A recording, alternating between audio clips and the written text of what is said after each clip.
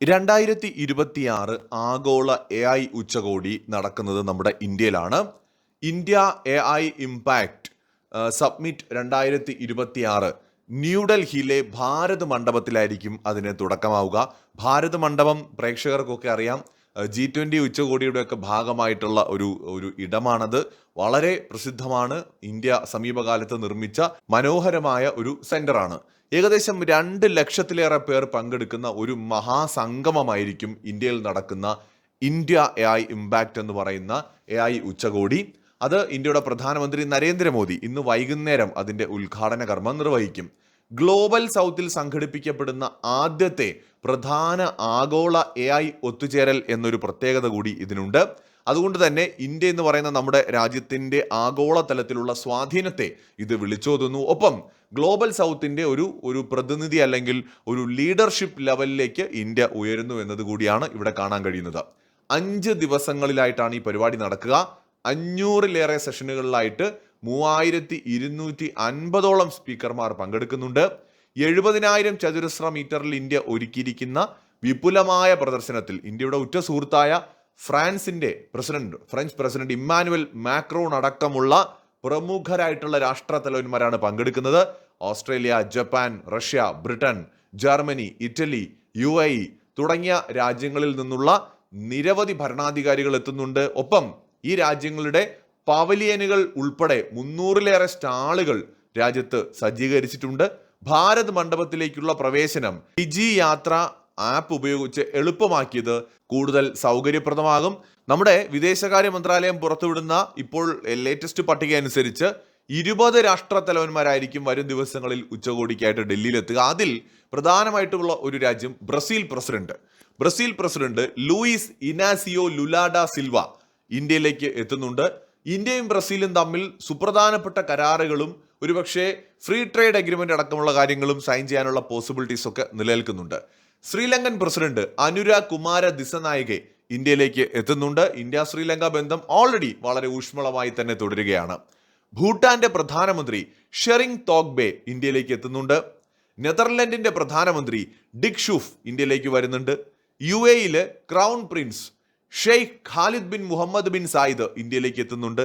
Already നമ്മൾ പറഞ്ഞു, French president Emmanuel Macron എത്തുന്നുണ്ട്. സ്പാനിഷ് പ്രസിഡന്റ് പെഡ്രോ സാഞ്ചസ് ഇന്ത്യയിലേക്ക് വരുന്നുണ്ട്. വളരെ പ്രധാനപ്പെട്ട രാഷ്ട്രത്തലവന്മാർ ഇന്ത്യയിലേക്ക് എത്തുകയാണ്. 45-ലധികം രാജ്യങ്ങളിൽ നിന്നുള്ള മന്ത്രിതല പ്രതിനിധികളും UN സെക്രട്ടറി ജനറലും അന്താരാഷ്ട്ര സംഘടനകളിലെ ഉന്നത ഉദ്യോഗസ്ഥരും ചർച്ചകളിൽ പങ്കുചേരുന്നുണ്ട്. ആഗോള AI ആവാസ വ്യവസ്ഥയിൽ ശക്തമായ ഡാറ്റ ഗവേണൻസ്, സുരക്ഷ, സുസ്ഥിര കമ്പ്യൂട്ടിംഗ് എന്നിവയുടെ ആവശ്യകത ഉയർത്തിക്കാട്ടുന്ന ഈ ഉച്ചകോടി പീപ്പിൾ, പ്ലാനറ്റ്, പ്രോഗ്രസ് എന്നീ 3 തൂണുകളിൽ ഊന്നിയിട്ടായിരിക്കും പ്രവർത്തിക്കുക. കഴിഞ്ഞ ഉച്ചകോടി, ഇപ്പോൾ ഫ്രാൻസിൽ ഉച്ചകോടി നടന്ന സമയത്ത് പ്രധാനമന്ത്രി നരേന്ദ്രമോദിയുടെ അവിടുത്തെ പങ്കാളിത്തം വളരെ ശ്രദ്ധേയമായിരുന്നു. അതുപോലെ നമ്മൾ ഉറ്റുനോക്കുന്നത് ഫ്രഞ്ച് പ്രസിഡന്റ് ഇമ്മാനുവൽ മാക്രോണിന്റെ ഇന്ത്യ സന്ദർശനമാണ്. 114 റഫേൽ യുദ്ധവിമാനങ്ങൾ വാങ്ങാനുള്ള കരാറ് ഫ്രാൻസുമായി ഉറപ്പിച്ചിട്ടുണ്ട്. അതിൽ 90-ലധികം എണ്ണം ഇന്ത്യയിൽ നിർമ്മിക്കാൻ ധാരണയായിട്ടുണ്ട്. അതിനു പുറമെ 30-ലധികം ഇതിന്റെ തന്നെ റഫേൽ വിമാനങ്ങളുടെ നാവിക വേർഷൻ വാങ്ങാനുള്ള സാധ്യതയുണ്ടെന്നും ഫ്രാൻസിലെ ചില മാധ്യമങ്ങൾ ഇപ്പോൾ റിപ്പോർട്ട് ചെയ്യുന്നുണ്ട്. എന്ന് വെച്ചാൽ ഇന്ത്യയും ഫ്രാൻസും തമ്മിൽ ചരിത്രത്തിൽ തന്നെ ഇന്നേ വരെ ഇല്ലാത്ത ഏറ്റവും വലിയൊരു ഡീൽ സംഭവിക്കാൻ പോവാണ്. എന്തുകൊണ്ട് ഫ്രാൻസ് എന്ന് പലർക്കും സംശയം ഉണ്ടാവാം. ഇന്ത്യയുടെ മേൽ ഉപരോധങ്ങൾ ഏർപ്പെടുത്താത്ത രാജ്യം എന്ന് പറയുന്ന ഒരു ട്രാക്ക് റെക്കോർഡ് ഇന്ത്യ ഫ്രാൻസ് റിലേഷനിലുണ്ട്. ഇന്ത്യ ആണവ പരീക്ഷണം നടത്തിയ സമയത്ത് പോലും ഫ്രാൻസ് ഇന്ത്യയുടെ മേൽ ഉപരോധം ചുമത്തിയിട്ടില്ല. അതായത് ഇപ്പോൾ നമ്മുടെ അടൽ ബിഹാരി വാജ്പേയി ഇന്ത്യയുടെ പ്രധാനമന്ത്രി ആയതിനു ശേഷം നമ്മൾ നടത്തിയ ആണവ പരീക്ഷണത്തിൽ വലിയ രീതിയിലുള്ള വിമർശനങ്ങൾ ഇന്ത്യ നേരിട്ടു. അമേരിക്ക അടക്കം ലോകത്തെ ഒരുപാട് രാജ്യങ്ങൾ ഉപരോധങ്ങൾ ഏർപ്പെടുത്തിയ സമയത്തും ഫ്രാൻസ് ഇന്ത്യയുടെ മേൽ ഉപരോധം ഏർപ്പെടുത്താതെ വിട്ടുനിന്നിട്ടുണ്ട്. അപ്പൊ ഇന്ത്യ എപ്പോഴും ഭാവിയെക്കുറിച്ച് കൂടി ചിന്തിച്ചുകൊണ്ടാണ് ഇപ്പോൾ തീരുമാനങ്ങൾ എടുക്കുന്നത്. ഇപ്പൊ അമേരിക്കയിൽ നിന്ന് നമ്മൾ വിമാനങ്ങൾ വാങ്ങിക്കഴിഞ്ഞാൽ എപ്പോഴും അതിന്റെ ഒരു കൺട്രോൾ US കയ്യിലായിരിക്കും. ഇന്ത്യ പാകിസ്ഥാൻ സംഘർഷം പോലുള്ള സാഹചര്യങ്ങളിൽ US നിഷ്പക്ഷ റോൾ എടുത്തിട്ട് ഇന്ത്യയുടെ നീക്കങ്ങൾക്ക് തടസ്സമായി മാറിയേക്കാം. ഒരുപക്ഷെ അമേരിക്ക ആവശ്യത്തിന് സപ്പോർട്ട് നൽകാതെ വരാം. നാളെ നമുക്ക് മെയിൻ്റനൻസ് വേണ്ടി വരും, ആയുധങ്ങൾ വേണ്ടി വരും, അല്ലെങ്കിൽ സോഫ്റ്റ്വെയർ അപ്ഡേഷൻസ് വേണ്ടി വരും. അതിനൊക്കെയുള്ള സപ്പോർട്ട് US ചെയ്യണം എന്നില്ല. ഉപരോധ ഭീഷണി മുഴക്കും, സമ്മർദ്ദ തന്ത്രം മുഴക്കും, അങ്ങനെ പല പരിപാടിയും ചെയ്യും. അപ്പൊ അമേരിക്ക നമുക്കൊരു വിശ്വസ്തനായ പങ്കാളിയല്ല. ഇനി റഷ്യയുടെ കാര്യം പറഞ്ഞു കഴിഞ്ഞാൽ ഓൾറെഡി നമ്മൾ റഷ്യ ഒരുപാട് ഡിപ്പെൻഡ് ചെയ്യുന്നുണ്ട്. റഷ്യയും ചൈനയും തമ്മിൽ നല്ല ബന്ധമാണ്. ഇന്ത്യയും ചൈനയും തമ്മിൽ ഒരു പ്രശ്നം ഭാവിയിൽ ഉണ്ടാവുന്ന സമയത്ത് റഷ്യ അവിടെ നിഷ്പക്ഷമായിട്ടേ നിൽക്കൂ. അങ്ങനെ വരുമ്പോൾ ഇന്ത്യക്ക് പലപ്പോഴും അതൊരു പ്രതിസന്ധിയായിട്ട് മാറാം. കാരണം റഷ്യൻ എക്കണോമിയുടെ മേൽ ചൈനയ്ക്ക് ഒരു സ്വാധീനമുണ്ട്. ഭയങ്കരമായിട്ട് ചൈനയെ റഷ്യ ഡിപ്പെൻഡ് ചെയ്യുന്നുണ്ട്. അപ്പോൾ അതുകൊണ്ട് തന്നെ ചൈനയ്ക്കെതിരെ പോകാനുള്ള ഒരു ധൈര്യം തൽക്കാലം റഷ്യക്കില്ല. അപ്പോൾ റഷ്യയും അവിടെ ആ ഒരു ദൗർബല്യം നേരിടുന്നുണ്ട്. ചൈനയ്ക്ക് റഷ്യയുടെ മേലുള്ള ഒരു സ്വാധീനവും നമുക്ക് നിഷേധിക്കാൻ പറ്റില്ല. അപ്പോൾ ഭാവിയിൽ നമുക്കത് തലവേദനയാവും. അപ്പോൾ പൂർണ്ണമായിട്ടും റഷ്യയെ ഡിപ്പെൻഡ് ചെയ്യാന്ന് പറയുന്നതും ബുദ്ധിപരമായൊരു നീക്കമല്ല. അപ്പോൾ നേരത്തെ ഇന്ത്യയുടെ ആകെ ആയുധങ്ങൾ ഇറക്കുമതി ചെയ്യുന്നതിൽ ഏകദേശം 60% റഷ്യയിൽ നിന്നായിരുന്നു. ഇന്ന് നമ്മളത് കുറച്ചു. പകരം നമ്മൾ യൂറോപ്പിൽ നിന്നൊരു പുതിയ പാർട്ട്ണറെ കണ്ടുപിടിച്ചതാണ് ഫ്രാൻസ്. അത് പെട്ടെന്നൊരു ദിവസം എടുത്ത തീരുമാനമല്ല. ഒന്ന്, ഇന്ത്യയുടെ സവിശേഷമായ സാഹചര്യങ്ങളിൽ പ്രത്യേക ഉയർന്ന സ്ഥലങ്ങൾ, വ്യത്യസ്തമായ കാലാവസ്ഥയൊക്കെയുള്ള ഇന്ത്യൻ അതിർത്തികളിൽ റഫേൽ വിമാനങ്ങൾ ബെറ്ററാണ്. ഉയർന്ന പർവ്വത പ്രദേശങ്ങളിലും തണുപ്പുള്ള പ്രദേശങ്ങളിലും ഓൾ വെതർ പാർട്ട്ണർ എന്നൊക്കെ പറയുന്ന പോലെ എല്ലാ കാലാവസ്ഥയിലും നമുക്ക് ഉപയോഗിക്കാൻ പറ്റുന്ന ഒരു എയർക്രാഫ്റ്റ് ആണ് ഈ റഫേൽ വിമാനങ്ങൾ എന്ന് പറയുന്നത്. രണ്ടാമത്, അത് ഓൾറെഡി യുദ്ധങ്ങളിലും അല്ലെങ്കിൽ വർഷങ്ങളായിട്ട് അത് ബാറ്റിൽ ഫീൽഡിൽ പ്രൂവ് ചെയ്തിട്ടുള്ള ഒരു എയർക്രാഫ്റ്റ് ആണ്. മറ്റൊന്ന്, അത് ഒരു ബെറ്റർ മെഷീൻ തന്നെയാണ്. നല്ല ക്വാളിറ്റി എഞ്ചിനും ക്വാളിറ്റി യൂറോപ്യൻ സ്റ്റാൻഡേർഡ് കീപ്പ് ചെയ്യുന്ന ബെസ്റ്റ് ക്വാളിറ്റി ആയുധങ്ങളൊക്കെ ഉൾപ്പെടുന്ന ഒരു യുദ്ധവിമാനമാണ്.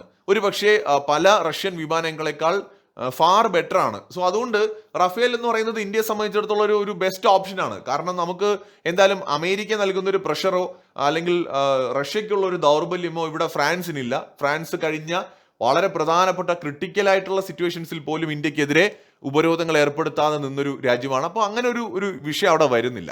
അപ്പോൾ ഇന്ത്യ ഫ്രാൻസ് റിലേഷൻ ഈ നൂറ്റാണ്ടിൽ വളരെ നിർണായകമായിട്ടുള്ള ഒന്നാണ്. മാത്രമല്ല, യൂറോപ്യൻ യൂണിയനിൽ നിന്ന് ബ്രിട്ടൻ പുറത്തായതോടെ നിലവിൽ യൂറോപ്യൻ യൂണിയനിൽ ആണവ ശക്തി എന്ന് പറയാവുന്ന ഏക രാജ്യം ഫ്രാൻസ് ആണ്. അതായത് ഏറ്റവും സൈനികമായിട്ട് ശക്തമായ രാജ്യം. പിന്നെ ജർമ്മനിയും ഇറ്റലിയും സ്വീഡനും ഒക്കെ വരുന്നുള്ളൂ. അപ്പോൾ ഫ്രാൻസ് സ്വാഭാവികമായിട്ട് യൂറോപ്യൻ യൂണിയനിലെ ഏറ്റവും ശക്തമായ രാജ്യമാണ്. അപ്പോൾ ഫ്രാൻസുമായിട്ടുള്ള റിലേഷൻ യൂറോപ്പിനെയും ഇന്ത്യയോട് അടുപ്പിക്കും എന്നുള്ളത് നമ്മളിപ്പോൾ നമ്മുടെ മുമ്പിൽ എവിഡൻസ് ഉണ്ട്. അപ്പോൾ ഇന്ത്യ ഗവൺമെന്റ് ഉചിതമായി തന്നെയാണ് ഫ്രാൻസിനെ ഒരു പങ്കാളിയാക്കി മാറ്റിയത്. അപ്പോൾ ഫ്രഞ്ച് പ്രസിഡന്റ് ഇമ്മാനുവൽ മാക്രോണിന്റെ ഇന്ത്യ സന്ദർശനം വളരെ പ്രധാനമാണ്. അതോടൊപ്പം തന്നെ ഇന്ത്യ 5ാം തലമുറ യുദ്ധവിമാനത്തിന് ആവശ്യമായ എഞ്ചിൻ ഡെവലപ്പ് ചെയ്യുമ്പോൾ അവിടെയും നമ്മളെ സപ്പോർട്ട് ചെയ്തുകൊണ്ട് ഫ്രാൻസ് ഉണ്ട് എന്നത് എടുത്തു പറയേണ്ട കാര്യമാണ്. ഫ്രഞ്ച് കമ്പനിയാണ് ഇന്ത്യയുമായിട്ട് സഹകരിക്കുന്നത്. അപ്പോൾ ഇന്ത്യയെ സംബന്ധിച്ചിടത്തോളം ഇന്ത്യ വ്യത്യസ്തമായ രീതിയിൽ എല്ലാ രാജ്യങ്ങളുമായിട്ടും എല്ലാ സഖ്യങ്ങളുമായിട്ടും ഇന്ത്യ സൗഹൃദത്തിലാണ് പോകുന്നത്. ജനാധിപത്യ രാജ്യങ്ങൾക്കിടയിലുള്ള ഒരു സൂപ്പർ ഹീറോ പരിവേഷം ഇന്ന് ഇന്ത്യക്കുണ്ട്, അല്ലെങ്കിൽ ഒരു സൂപ്പർ താര പരിവേഷമുണ്ട്. ജനാധിപത്യ രാജ്യങ്ങൾക്കിടയിൽ തന്നെ ഏറ്റവും വലിയ ജനാധിപത്യ രാജ്യം എന്നൊരു പേരുണ്ട്. ഏറ്റവും കൂടുതൽ ആളുകൾ തെരഞ്ഞെടുപ്പിൽ പങ്കെടുക്കുന്ന രാജ്യം. അതേ സമയത്ത് തന്നെ നേരത്തെ പലരും ആരോപിച്ചിരുന്ന ഏകാധിപത്യം ഒന്നും നരേന്ദ്രമോദി ഇന്ത്യയിൽ കാണിക്കുന്നില്ല. ജനാധിപത്യ വ്യവസ്ഥയിൽ നിന്നുകൊണ്ടുള്ള ഒരു ഭരണമാണ് മോദി കാഴ്ചവെക്കുന്നത്. അപ്പോൾ യൂറോപ്യൻസിനും ഇന്ത്യയുടെ ഒരു മതിപ്പുണ്ട്. ട്രംപ് കാണിക്കുന്ന പോഴത്തരങ്ങളൊന്നും തന്നെ ഇന്ത്യ കാണിക്കുന്നില്ല എന്നുള്ളതാണ് വ്യത്യാസം. അപ്പോൾ അമേരിക്കയേക്കാൾ ലോങ് ടേമിൽ ഒരു വിശ്വസ്ത പങ്കാളിയായിട്ടാണ് ഇന്ന് യൂറോപ്പും ഫ്രാൻസും ഒക്കെ ഇന്ത്യയെ കാണുന്നത്. 2026 AI ഉച്ചകോടി ഇന്ത്യയിൽ നടക്കുമ്പോൾ ഇതെനിക്ക് തോന്നുന്നു നമ്മുടെ രാജ്യത്ത് നടക്കുന്ന രണ്ടാമത്തെ ഏറ്റവും വലിയൊരു രാഷ്ട്രത്തലവന്മാരുടെ ഒരു പങ്കാളിത്തത്തോടുകൂടി നടക്കുന്ന ഒരു അന്താരാഷ്ട്ര ഒരു പ്രോഗ്രാമാണ്. നേരത്തെ നമ്മൾ ഇപ്പോൾ G20 ഉച്ചകോടി ഇന്ത്യയിൽ നടന്നിട്ടുണ്ട്. പക്ഷെ ഈ AI ഉച്ചകോടി എന്ന് പറയുന്നത് 20ഓളം രാഷ്ട്രത്തലവന്മാരും നിരവധി രാജ്യങ്ങളിലെ പ്രധാന വ്യക്തികളോ അല്ലെങ്കിൽ പ്രതിനിധികളോ ഒക്കെ പങ്കെടുക്കുന്ന ഒരുപക്ഷെ ലക്ഷക്കണക്കിന് ആളുകൾ പങ്കെടുക്കുന്ന ഒരു വലിയ ബൃഹത്തായ ഒരു കൂട്ടായ്മയാണ്, ഒരു ഉച്ചകോടിയാണ്. അപ്പോൾ അതുകൊണ്ട് തന്നെ അത് ഇന്ത്യയുടെ യശസ് വാനോളം ഉയർത്തുന്ന ഒരു ഉച്ചകോടിയായി മാറും. തീർച്ചയായിട്ടും നമ്മുടെ രാജ്യം ആഗോളതലത്തിൽ നമ്മുടെ രാജ്യത്തിന്റെ ഇമേജ് മാറുകയാണ്. ഒരു ദരിദ്ര രാഷ്ട്രം എന്നതിൽ നിന്ന് ഒരു പ്രധാന ശക്തി എന്ന നിലയിലേക്ക് പടിപ്പടിയായിട്ട് ലോകം നമ്മളെ അംഗീകരിക്കുന്നു എന്നതാണ് ഇതിൽ നിന്ന് മനസ്സിലാവുന്നത്. മറ്റൊരു വീഡിയോ ആയി വീണ്ടും വരാം.